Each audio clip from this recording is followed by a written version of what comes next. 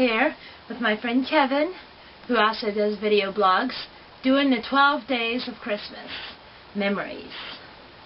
And this one is kind of not as unique as some of the original ones like Transformers, Strawberry Shortcake, and like Get Along Gang, different things like this. But this one's more special to me. This one, I'm going to center mainly on Foxy here.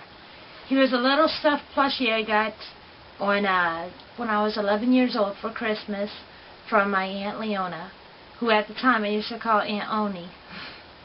And she got me this, and I kept it for 29 years now.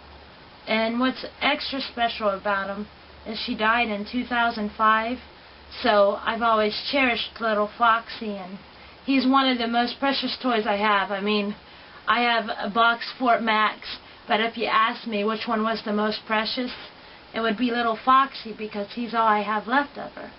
And he's always been something cherished. Just like this little Pink Panther here. Whenever my parents moved into their new house when I was 10 years old, I took it pretty hard. So for Christmas that year, my parents had gotten my sister a Pink Panther, but she wanted nothing to do with him. For some reason, she had nothing to do with him. So I took him, and he became a favorite of mine. His neck's really flimsy now, but there's a good reason for that, because I used to carry him around like this everywhere I went. My little Foxy and Pink Panther were my babies. And they still are. Like I said, I cherish Foxy so much just for the fact that my aunt gave him to me. And Kevin, you have stories like that too, right? Yeah, when I was, I think 4, my grandparents gave me for Christmas that year a stuffed Curious George. And he went with me everywhere. And I still have him to this day. He's actually in my 2 older boys' room with all their stuffed animals. But since they don't mess with the stuffed animals too much, he's pretty safe where he's at right now, though I may have to rescue him soon. He's a little worse for wear. He's got no stuffing left in his shoulders or in his hips, so everything's all floppy.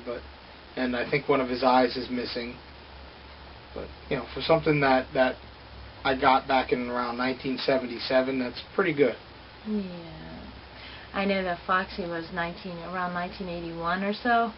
But if you look, you can even see the stitch marks, which I could do a close-up, but it's stitch marks where my mom had to repair them so often, just from all the loving that I gave this little guy.